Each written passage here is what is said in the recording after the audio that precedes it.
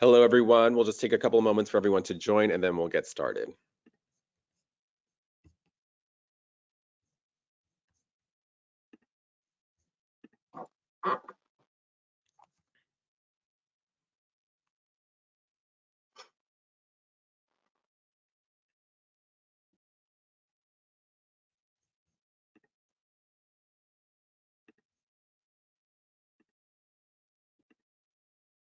Well, welcome everyone. Thank you for joining us today. I'm Nick Gorinsky from the Foursquare marketing team, and I'm pleased to be joined by Foursquare's Greg Fatica, Vistar Media's Lucy Markowitz, and Outdoor Media Group's Christina Kosmas.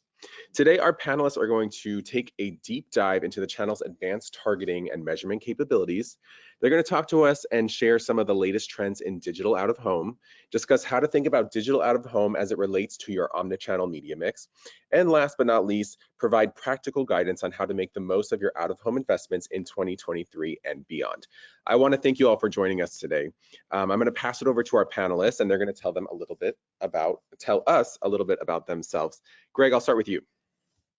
Hey, thank you, Nick. I'm Greg. I'm the VP of Client Solutions at Foursquare, and myself and my team work with the clients that use our marketing products. Foursquare is a leading geospatial technology platform, and that really means we're using our understanding of movement in places and how people move throughout the world to help our clients make informed business decisions. And we have both enterprise and marketing use cases, but today we're going to focus specifically on our marketing capabilities, which is around maximizing ROI on advertising efforts for every stage of the campaign. And I'd like to introduce you now to Lucy Markowitz, Vistar's Media SVP of US Demand. Hey everyone, I'm Lucy Markowitz from Vistar.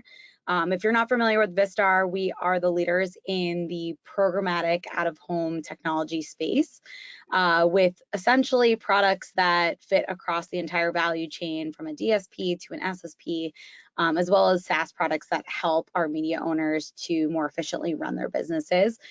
At the end of the day, our goals, especially with my role being aligned with the demand side, is to help bring automation, targeting, and measurement, which is obviously the point of our webinar today, to the out-of-home space to really prove the impact that out-of-home can make on your campaigns. And I've had the pleasure of working with Christina at OMG for many years as a great client of Vistar, so I will pass it over to Christina to introduce herself as well. Hi, everyone. I'm Christina Kosmas. Thanks for having me today.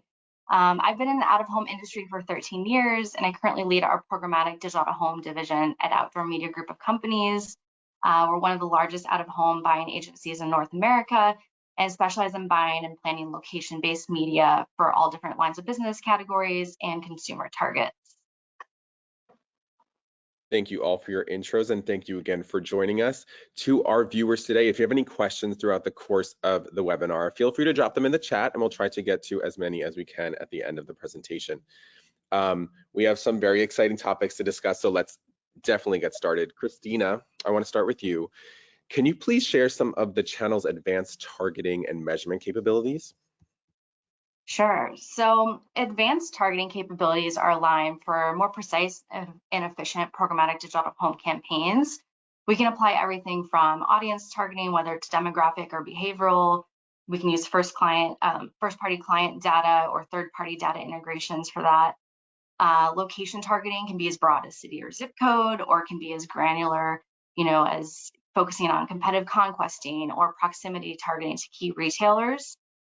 There's endless digital out-of-home venue types, and whether we're trying to be more retail point of sale focused or more mass reaching with spectacular opportunities, there's really something that's suitable for all campaigns.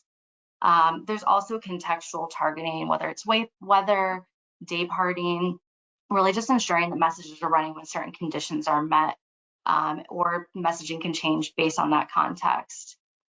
So all these different targeting capabilities are really creating efficiencies, which make programmatic digital out-of-home viable for local as well as national campaigns. And as far as measurement, this really allows us to validate our digital out-of-home campaigns, see what actions consumers are taking after they've been exposed and demonstrate ROI. And that can range from upper funnel, brand lift or awareness studies, all the way to more mid to lower funnel through foot traffic and sales lift studies. Lucy, I'm sure you can build upon that.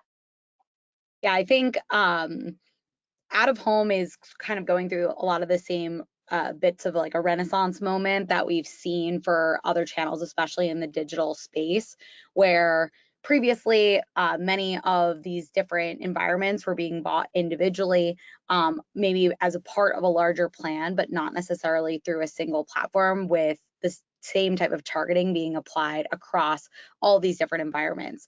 So I think, as Christina mentioned, there are so many different ways to target out of home. And I think what's unique about out of home is at the end of the day, it is a real estate play. We're talking about, for the most part, precise lats and longs that are an environment that have context to them.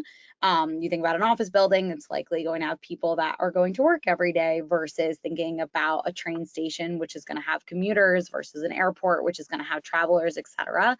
However, you're going to have an audience that you can't exactly control who is going to be in front of those screens. So I think some of the really exciting things that are happening in out of home right now are thinking about all of this targeting that has lived within the digital world that is really coming into its own within out of home, of being able to tie a lot of the data that helps us understand who is likely to be in front of all these different screens and start breaking down further than just the categories themselves of the venue types and geos, and really coming into how do we reach the audience of people that we want to reach, and then from there being able to apply that across the entire campaign consistently using really that same audience. So I think for us, a lot of our audiences are powered by our relationship with Foursquare, not only given their robust access to GPS data, and of course their places data as well, but being able to allow for us to actually scale this in a privacy safe way to ensure that we're reaching really those right people at the right time. So I don't know, Greg, if you want to kind of build on that. And obviously we've had a great relationship of really using this data and using the whole taxonomy, but this isn't your first go around. You've done this for many other channels besides out of home. And you know, we've seen this to be something that our clients are leaning really heavily into. Yeah, thank you. And yes, the interesting thing about the attribution platform that we use with Vistar and OMB and a lot of other clients is that it was built, it's using location data to determine the impact of ad exposure on behavior post-exposure. So the question really is, do people exposed to your ads visit that location in an increased rate after seeing the ad? And what's kind of interesting is it was originally built just to measure digital inventory, actually specifically mobile inventory. But we quickly realized a few things when we began to work with marketers and brands.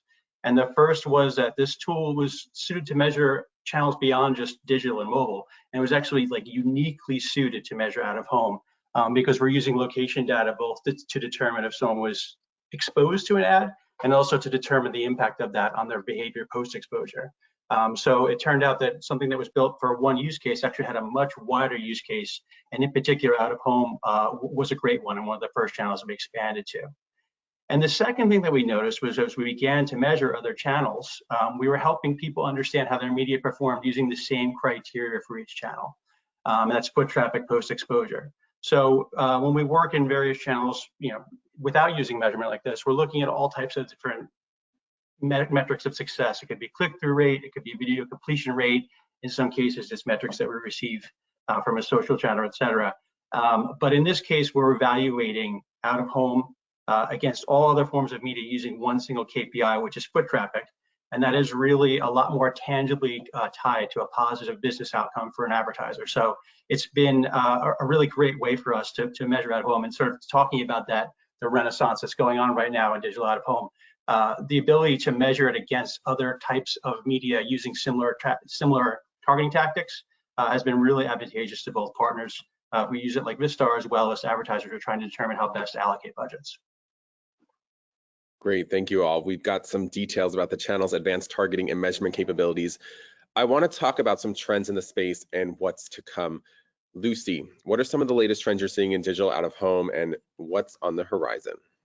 Yeah, well, I don't think it's a surprise that the first thing I'm going to talk about is really that advanced targeting and measurement. I think as much as that is, of course, what this panel is about, it's really what is allowing for out of home to be lined up against other channels and really show that it's not about begging for budgets to be allocated into out of home, but really proving that it can really stand on its own when compared to the types of results that it's driving compared to all other channels. And I think that that's a lot of what the importance is in making sure that we're leveraging partners that are not really having out of home sort of sit in its own box, and instead it's actually being compared to other channels and showing that proof that it's actually effective in driving real world impacts, whether that is of course, with our relationship with Foursquare, we're looking to measure, especially for retail and even sometimes CPG clients, but really proving out if you drove someone to the point of purchase. And then separately, other partners that are helping us to understand all the way down the funnel, down to sales lift, or even driving someone to a website, et cetera. I think outside of thinking about a lot of the targeting and measurement that's coming into the space, and a lot of that is helping to drive clients to come back again and again, I think when we think about the format itself, it is physically large. And I think that there has been a renewed focus on creative that is really coming into its own. Funny enough, speaking about context, for anyone that was in New York last week, I'm sure there was a viral ad that went around for a video game called Diablo, where you saw, kind of a big devil in the middle of New York, while in a way we were under siege with really poor air quality, and the skies were red, and it couldn't have been a better time to add. And so I think a lot of that is thinking about, you have the ability to target, but also to think about the creative that is on these screens and really telling a story with both words, imagery, thinking about video, whether that's leveraging aspects of dynamic creative where you're trying to drive an action or urgency, thinking about the types of storyboards. More and more of these screens are allowing for things like 3D creative and anamorphic, in addition to video, which I think more and more of these screens are allowing for video ads to be leveraged, so that you're not just, slapping the new version of what would have been a banner online and really taking advantage of these screens. I think in addition to that, we're seeing more synergies of how do you really think about out of home as it can live side by side of your social, your digital, your mobile, and really thinking about how these can play together and having a lot more fun with it, whether it's having social components actually in those outdoor ads, or just thinking about how out of home can actually drive viral nature of how people are engaging on different social platforms. And I think really the last one is thinking about retail media. We're hearing about more and more of these retail media networks that are on the rise. However, a lot of the assets that they're really pushing out to market are in the online space, where at the same time, the amazing retail locations also are starting to build either their own networks or working with other partners to help to take advantage of the times that people are spending in these shoppable moments and being able to reach people both in those retail experiences as well as kind of en route. And I know, Christina, we've talked a lot about some of these different elements, but how are you kind of seeing some of these trends coming to life in your day-to-day? Yeah, so I mean, the accessibility, flexibility, and targetability of programmatic digital out of home has really increased opportunities and also demand within the channel. We're seeing a lot of brands who historically have not invested heavily in out of home, if at all. A great example, like you mentioned, is CPG. It's not always a vertical that's leaned into out of home as much as others, but we're seeing a shift there. We've been running several CPG campaigns incorporating, first party audience data, which historically was not something that was a capability for digital out of home. And, we're showing measurable ROI, which is really important to those clients. And building on that measurement piece, we're starting to see an uptick in just measurement inclusion for digital out of home campaigns, which is great. And, campaigns are showing that they're delivering on those KPIs, and whether it's increased store visits or web visitation, sales lift, we're seeing that those results come to life. Recently, we even had a client who, was focused on driving foot traffic to retail, and we used a radial point of interest, targeting near their locations as well as competitors. And we included measurement in the form of a foot traffic study, and we were finding the results. The people who were exposed to digital out of home had over an 8 times higher visit rate compared to those who are not exposed to the campaign. And we drove hundreds of thousands of incremental visits that would not have occurred without exposure. By including measurement in your campaigns and showing those results and those numbers, it really just speaks for itself. And then, just echoing what you mentioned, Lucy, on the creative trends, we're definitely seeing more interest from our clients for using contextual creative, triggers, and dynamic. I would definitely expect that to continue to evolve and grow. We all know that relevant messaging creates a more impactful campaign. So brands should really be taking advantage of those capabilities. Greg, do you have some more to add to that? I do. I mean, as both you and Lucy demonstrated, there's a lot of new technologies coming about, a lot of new formats and things that are available that haven't been recently, up until recently available. And I think first and foremost, the way Foursquare fits in is to ensure that we have a flexible attribution platform that's going to allow advertisers to measure and compare. There's so many new types of creative coming out. We need to make sure that we're able to measure them and allow advertisers and brands to understand what's working best for them as they evaluate whether or not they want to use different formats. The way that I see our role here is working as a way to prove out the effectiveness of all these different new formats. So that's the first way that I would see Foursquare fitting in. The other thing that I think that's becoming more it's something that hadn't been the case up until a few years ago is the idea of timely data and analytics. That's increasingly becoming important in out-of-home advertising. With the advances in our own technology, we're able to track the performance of campaigns mid-flight, and so we're actually able to get a read on things as they're going, allowing advertisers to adjust and optimize their advertising spend. And that's both true for mid-campaign occasionally, but more frequently post-campaign, where we can understand how things are going, but quickly. It's not something where we have to wait several weeks post-campaign in order to understand what's working and what's not. So those are two things that I think about from the measurement perspective. And then another thing that Foursquare is increasingly getting involved in is the concept of inventory planning. Because we sit on a ton of location data, we understand how people move throughout the world and the propensity of those different types of people, what types of places that they tend to frequent. We are working on audience targeting tools that will allow people to activate billboards in locations where our target audience is most likely to visit. So you're sort of pre-planning and understanding based off of the way that people move throughout the world, where the best location is to actually serve them with a specific type of advertising. So this is something that we're working on now. We don't have a productized version of it per se, but our product team is actively exploring that, and we should have some more to say about that in the future. But something that I think is pretty exciting when we think about using location for this type of targeting. I think it's safe to say we're all excited for some of these trends to see how they pan out for the rest of the year. I want to continue our conversation. I want to chat with you all about your thoughts around digital out of home as it relates to your omnichannel media mix. Lucy, can we start with you? Yeah, well, I think the first part is that it does fit. I think often when people were kind of thinking about what omnichannel meant, out of home was sitting off to the side. And I think that kind of going back to some of the things that Greg was saying, part of it is about from the investment level and thinking about when you're planning out your campaign of the different environments in which you can reach your consumer. Out of home is actually quite a big part of it. It is obviously a non-skippable format that is reaching people in different facets of their life.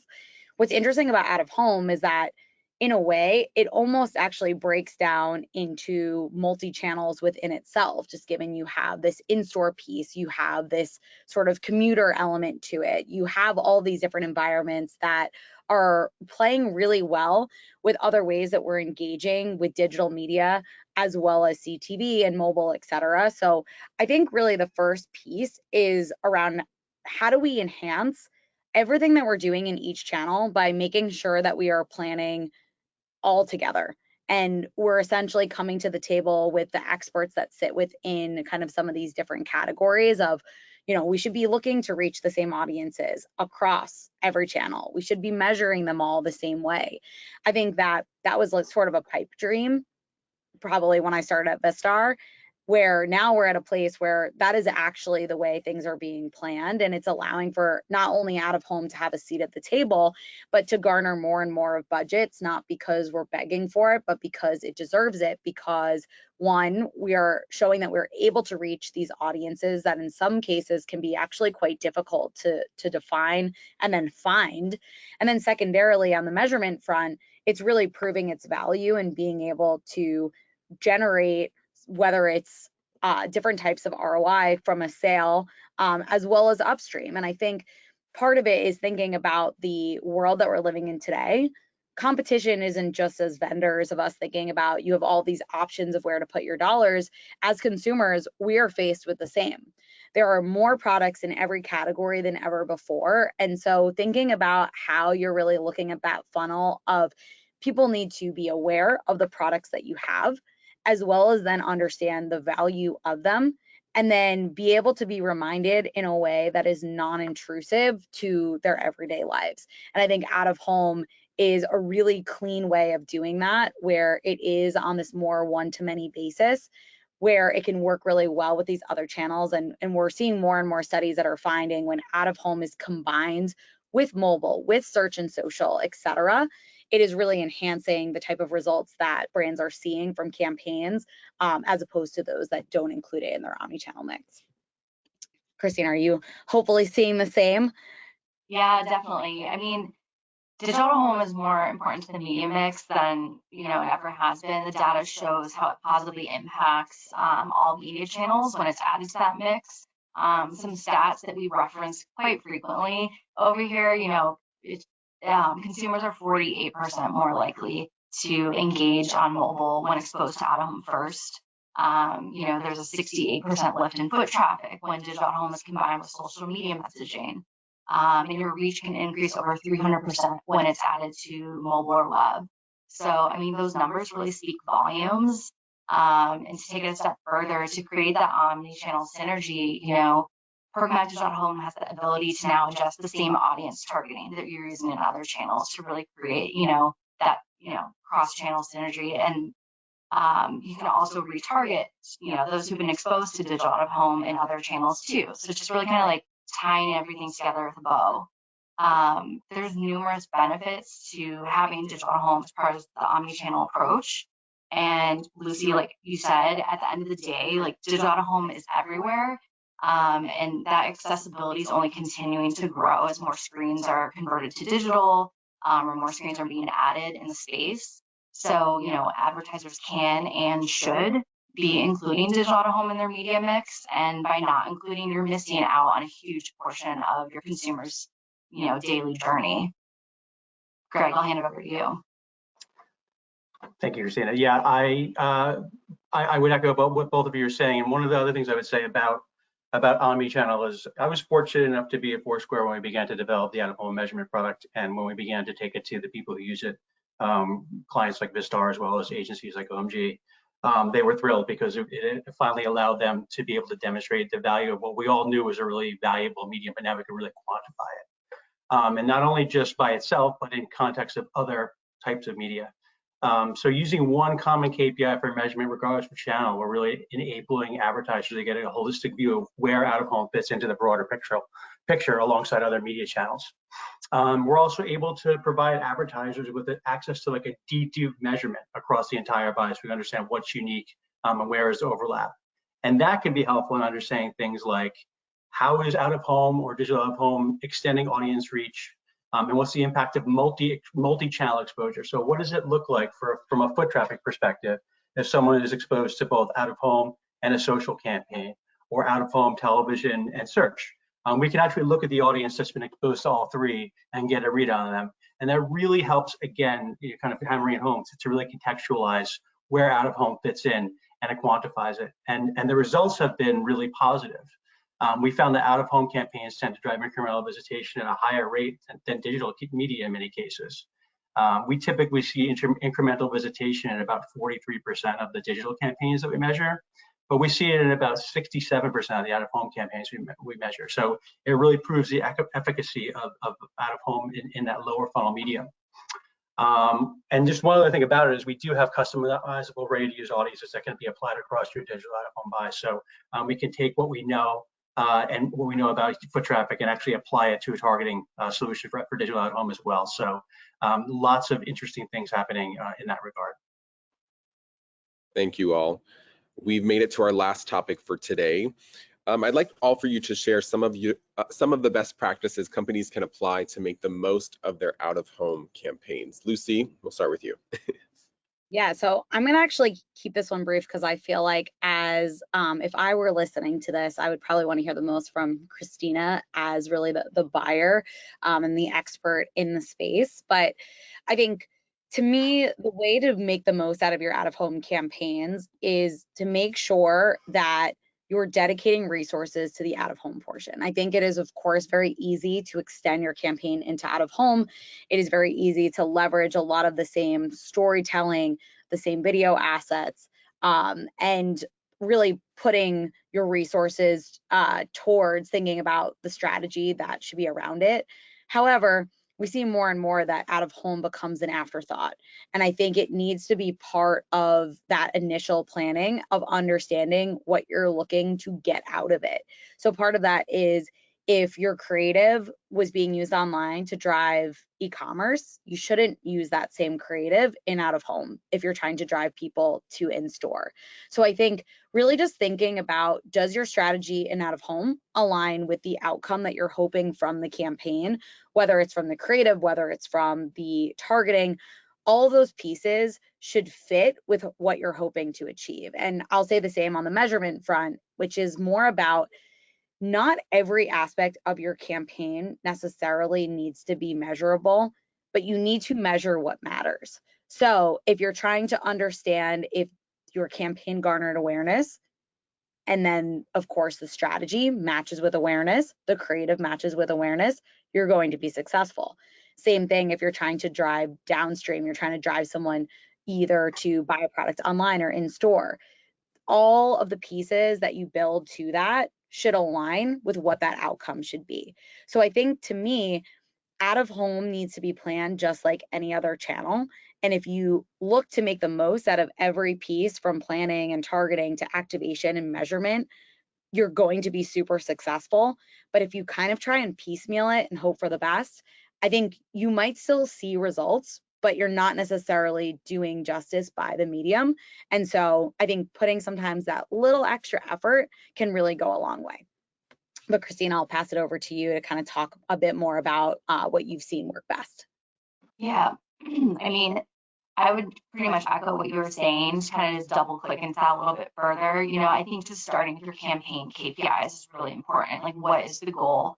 And build your strategy around that, starting with your, format selections and targeting. Like you mentioned, the creative messaging and measurement too. It all has to work together to ladder back up to those KPIs.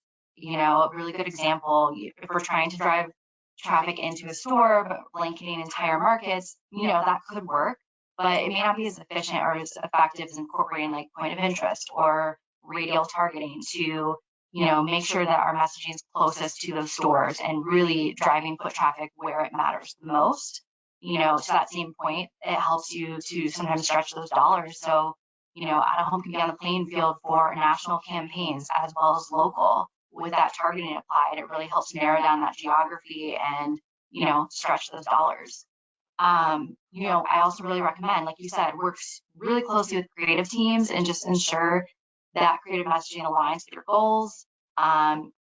Generic branding creative may not work as well as a promotional like call to action if we're trying to really drive sales, or consider dynamic creative.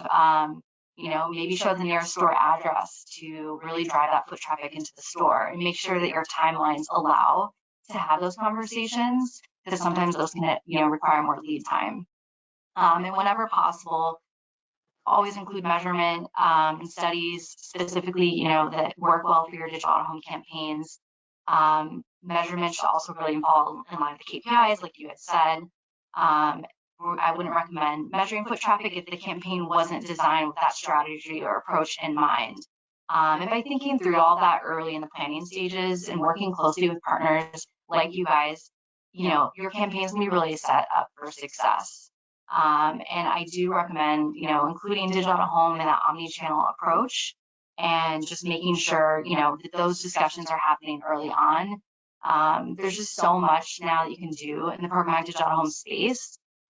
Starting those conversations earlier is just going to ensure that you maximize all the opportunities and, campaign success for your brands.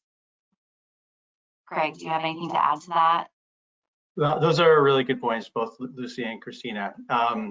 It actually makes me think about a Vistar campaign that we measured pretty recently for Jack in the Box earlier this year, and that was utilizing our audience of proximity to target people who are frequenters of other competitive fast food restaurants, and then we measured the impact using Foursquare attribution, and it kind of encapsulates some of the things we were talking about. We were able to really demonstrate value of what you guys are saying by keeping the businesses they reach as their key sales objectives and focusing on a few key markets instead of just blanketing to all markets. We also made sure, or we did make sure, Vistar made sure that we're highlighting specific product that they were launching versus just overall Jack in the Box branding creative. So it was very specific to achieve a certain outcome. And in doing it, the customer was really happy. It demonstrated the results that digital out of home did drive performance for them in a really critical time period. And it kind of just goes back to what we call, when we begin to work with a client, really like discovery. And that is working together to understand, what are we trying to achieve? What are we testing? Are there a number of different elements here? Are we doing different triggers for the dynamic creative? What are the messages, et cetera? For us, we ask a lot of questions because we need to set up our reporting the way it's going to give you the most out of it. So it's kind of the term discovery comes from like the legal terms, but the idea is basically asking a ton of questions to understand what's the campaign, what are the objectives, what are the different variables here, and make sure that we all agree on what we're trying to accomplish and how we're going to measure them together. And that almost always enables us to have a really successful campaign and really useful learnings from our measurement products. Great, thank you all for your insights. It's really great to learn about some of the recommended best practices and how we can take action today. We are here at our Q&A section, and as promised, we will answer as many questions as we can. It looks like the first question coming in is for Greg. What are some of the benefits of measuring OOH with Foursquare? Well, I think we touched on a lot of them throughout the course of this, but I mean, say overall, you're leveraging location data to understand who's exposed to an out-of-home ad, and then understand performance of that ad on a real world activity, namely, are they visiting a location post-exposure? And then using that one methodology to measure out-of-home, as well as all the other elements of a campaign, so that you're really comparing and evaluating out-of-home on the same playing field as other channels such as digital, social, and even television. It really allows out-of-home to sort of tell its story and really demonstrate using a KPI that's extremely tangible and real world, other than something like a click-through rate or something like that that other media uses. It's a really simple question. Does the ad increase foot traffic to the location in which we're trying to drive it? And how do we evaluate that vis-a-vis other channels? So I think it's a really very useful tool for evaluating out-of-home campaigns. Great, thank you. Another question coming in, and any of you can answer this. How do you think about privacy in today's landscape? We can start with Greg if we'd like. Yeah, I mean, for us, privacy landscape is rapidly changing, and because we're working with location data, that's considered to be a really sensitive type of data. So we've done a number of different things to ensure that we are operating in the highest ethical standards in terms of using this. So we've implemented controls that protect the data associated with the most sensitive locations. So there's certain types of locations which we simply will not share data on nor measure because of the sensitivity of those types of locations. And in fact, we've actually helped the NII enhanced standards. We've helped them develop those. We're also kind of trying to future-proof our business accordingly with continued investments in innovation on how we approach things like consumer control, opt-ins, and even proactive privacy-forward product development. So as we build and move forward, privacy is sort of a main part of the products that we build. It's key to everything that we do. It's not reactive, but actually proactive. And then our investments across all these areas we think are going to really allow us to continue to thrive globally while protecting customers and not just mitigate risk. And we think that this landscape is changing for the better, really. And we're going to continue to be an advocate for federal privacy legislation, something that we've been a big part of. I don't know if anyone has anything else to add regarding privacy. Yeah, I can add some thoughts there. I think that for the channel at large, it's actually in quite an advantageous position with all of these changes in privacy and legislature, because if anyone tells you that the data that they're collecting has stayed the same, it hasn't changed, then it probably hasn't been refreshed in a while, because at the end of the day, we are putting really the consumer first in terms of really giving them the option of what they want to share and what they don't. And I think when you do that, you are it's definitely the way to lead, because you want to make sure that data is being collected in a way that the consumer is, one, aware, and two, comfortable with what is being shared. But I think that for many of the other channels, you're really thinking about reaching a person, where when we think about out of home, you already are handling a one-to-many medium. And it's all about understanding the highest likelihood compared to anywhere else in a given geographic constraint, who's going to have the highest likelihood and where to see a particular ad, and essentially selecting accordingly. And that can include things like, I just want to be within a 1 mile radius of a McDonald's, because it is most likely, if someone is near the location and I show them a really great creative of a juicy chicken sandwich, it's a higher likelihood that they're going to go and see it. I don't necessarily need to target someone that I know has been before. That being said, understanding which screens have the highest likelihood of reaching a group and being able to leverage a lot of that same one-to-one data, but in a way that's not targeting a single person, but really looking at that mix, or almost like the indexing elements to it, allow for us to be hyper targeted, but in a way that is also our clients are going to be more comfortable with. And it also allows for it to feel a bit more coincidental, that ad is in a place where you're going to resonate with it well, but it's not necessarily feeling like it's following you around the internet. So I think that privacy is being rolled out across all platforms. However, out of home, already being one-to-many, has been dealing with some of these aspects of how much data can we use and how one-to-one can we be, where now this concept of cohorts, which is really blowing up for the online space, is essentially what we've been doing all along for out of home. And so it's actually allowing for us to do a lot more and no longer kind of being looked at as an outlier within out of home. Great, thank you. Greg, we have a question that looks like it's for you.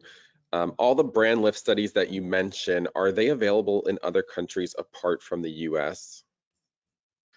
Out of home measurement for us requires a certain level of data quality and actually persistence. And so they're not available in Europe or other places, with the exception of, we can do Canada. Is the only other country, but US only in Canada. Great, thank you for that. We have another question. How do you all plan to measure DOOH success in a campaign without a clear conversion? For example, going to a store, making a purchase. Christina, can you start us off there? Sure. In situations like that, I would usually, go to more of an upper funnel type of metric. So, maybe including a brand lift study, measuring sentiment and, brand awareness or purchase intent or favorability. And then, if that's not something we can add to a campaign, maybe just tracking to see, are we able to deliver, the desired amount of impressions or reach in, a specific market, or, potentially even doing like a creative test, maybe running different creative in different markets and seeing like there is a certain, reaction to one versus the other. So we could definitely get creative and find other ways to, measure campaign success, even if there's not, a more lower funnel metric that's being measured. If anyone else has anything to add, feel free to jump in. All right, if not, we have time for one more question. Let's see. From the perspective of real estate owners, what are the emerging best hybrid DOOH/mobile practices for optimizing omni-channel engagement? Lucy, Could you answer that for us? Yeah. So we see a lot of clients, and this is actually not really a new tactic of combining mobile and out of home, because really these are the two screens that you're interacting with when you're on the go. So it's pretty common practice. I think that a lot of it has to do with scale as well as what type of outcome you're trying to drive. So I think out of home and mobile together can be used for a lot of different purposes. A lot of times we see it for retargeting. The thing with retargeting is if your campaign is not large enough, you're not necessarily, if you're actually doing retargeting and essentially collecting device IDs that were exposed to your out of home campaign, the campaign needs to be large enough, especially as we just mentioned before, with all these privacy restrictions, the number of devices that you can actually know were exposed are only going to be so many. However, you know that there's probably going to be a higher rate in terms of the ability of those people that you reach, them to potentially have some sort of call to action within the mobile ad where you can even reference them seeing the out of home because it's to the highest degree of likeliness that they saw that screen. However, there's also other ways to play with the two together. Kind of going back to my previous McDonald's example, doing geofencing of both mobile and out of home around a particular location can also be super effective. And it doesn't have to be just retargeting, where it's more about any opportunity to reach someone when they are within that 1 mile radius is going to have an effect, and almost being agnostic to which screen. And then the last thing I'll say is just thinking about how you can have different call to actions within the out of home and the mobile. The mobile piece can be very deliberate of maybe trying to drive someone to an online site or providing them with more information. We see this also a lot for more regulated categories, for instance, like a pharma product or a particular drug, where there's certain regulations of information that needs to be included, or allowing for people to then, search for a doctor to learn more, etc. And so, not all that is necessarily going to fit on an out of home ad. So we're seeing more even in terms of the two working together with like QR codes and how people are engaging with out of home with their mobile phone. And so I think we're actually seeing the options list growing versus it being just one way in which you can really incorporate the two channels together. Thank you. Greg, Lucy, Christina, thank you so much for taking the time today to discuss some of the latest trends in digital out of home and how to make the most of your out of home investments in 2023 and beyond. I'd also like to thank our viewers for joining us today, and we will follow up soon with a recording of today's webinar. And I'm wishing you all a wonderful day. Thank you. Thank you. Yeah. Bye.